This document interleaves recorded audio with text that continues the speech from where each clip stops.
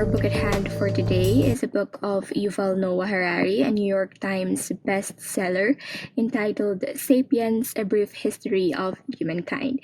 Nay, this book is an encyclopedia of history. Don't let the reviews, recommendations from Bill Gates, and the top bookshelves of bookstands fool you. It's a bestseller, and sometimes I don't understand why. I remember how I read in a random tweet stating that Yuval Noah Harari just copied history, summarized it, and sell.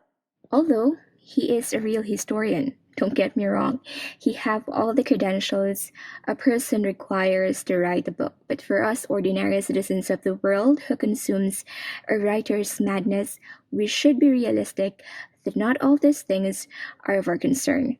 For this podcast, since I had read this book a couple of months ago, I feel obliged to discuss to you my personal understanding of this claimed masterpiece. The book is thick and heavy because of the glossy paper used. I cannot carry this in my bag in order for me to read in coffee shops, but I remember reading this while I was on my flight back home for about 5 hours. My father just recently died, and this book was my comfort because it is devoid of emotions. That's what I thought.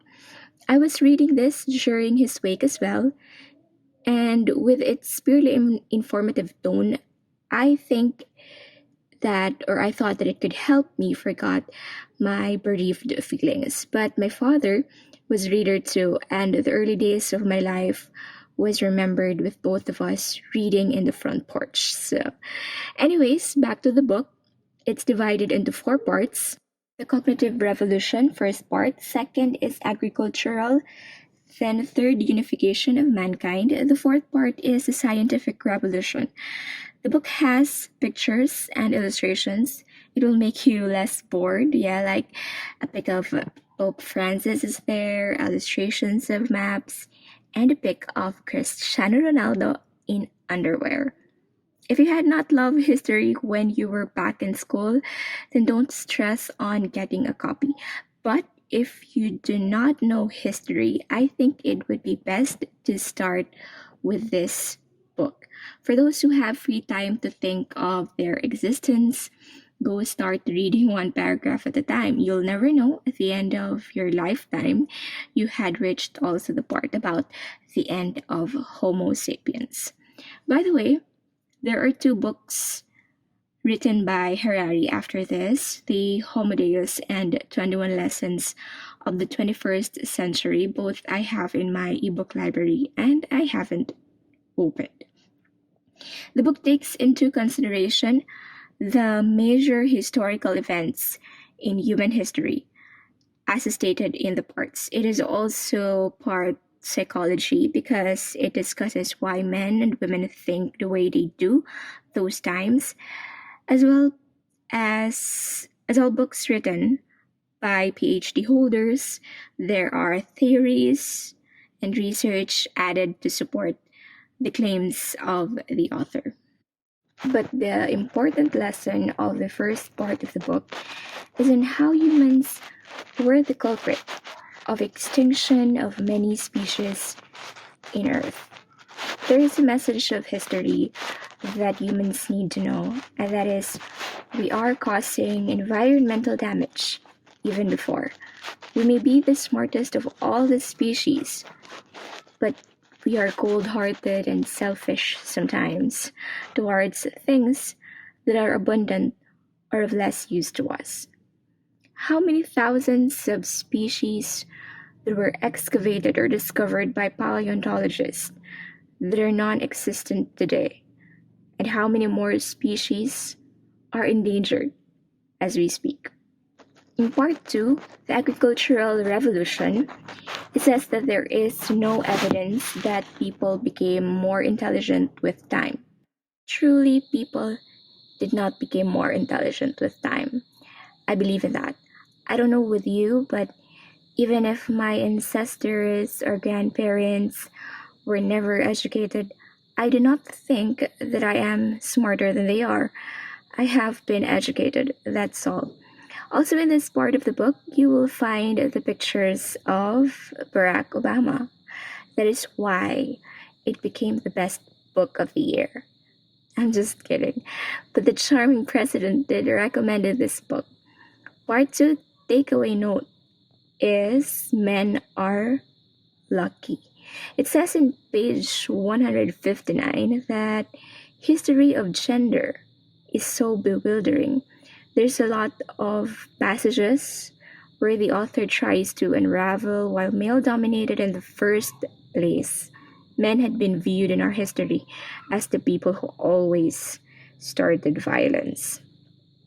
Page 159, according to Yuval, quote, what we do know, however, is that during the last century, gender roles have undergone a tremendous revolution.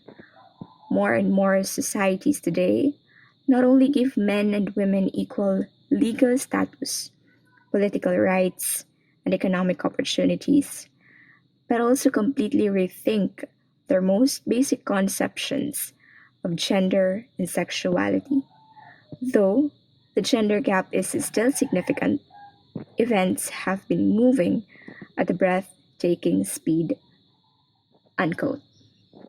Well, yes, I still think until now that gender is confusing, especially of the emergence of the LGBTQ plus. It just gets more confusing. Part 3 is the unification of mankind. For those interested in religion, Yuval made a summary how each popular religion had started. It was mainly a discussion on Christianity and Buddhism. I think he was into Christianity more because in his bibliography it says that he is a professor in University of Jerusalem where we all know Christ was born. What would interest you perhaps is that the fact that many years ago the agricultural revolution seems to be accompanied by religious revolution. Or maybe it won't interest you at all. Anyways, the history of money as well is discussed in here, and yes, in history, it has made life easier, but there is truth to the saying that money is evil. We worship money, let's all agree to that. Most of us trust people because of money, and when they run out of money, we also run out of trust. Maybe that's why I trust my parents because they have money. Part 3 favorite passage is in page 237. According to Yuval, quote unquote, every point in history is a crossroads. A single traveled road leads from the past to the present, but myriad paths fork off into the future. I even wrote this in my journal because I find it pretty. Part 4 is the scientific revolution. So we're moving now to the present. What comes to my mind in scientific revolution is Einstein or space explorations or the Big Bang Theory. Truly, this part you'll realize how far is the present from the early times. Magellan circumnavigated the world in the 16th century, that is, year 1520 something, and it took him and his crew 3 years to travel. But he never came back to Spain. Some of his crew did because he was killed in the Philippines. That's what people get when they travel to places many centuries ago who doesn't have a visa or passport. But today, greetings are everywhere for travelers, and they only travel for like 48 hours in plane to circumnavigate the world. The reason why it's so hard to contain a novel virus once an outbreak started. Since part 4 is the last part, it is also the longest part. I almost wanted to skip the topic on capitalism because I hate economics or any subject that ends with S, which is not actually plural. But I think that the chapter or the part 4 had unfolded into a good conclusion, as Yuval said in page 347 to 348. Quote, most people throughout history lived under conditions of scarcity. Frugality was thus their watchword.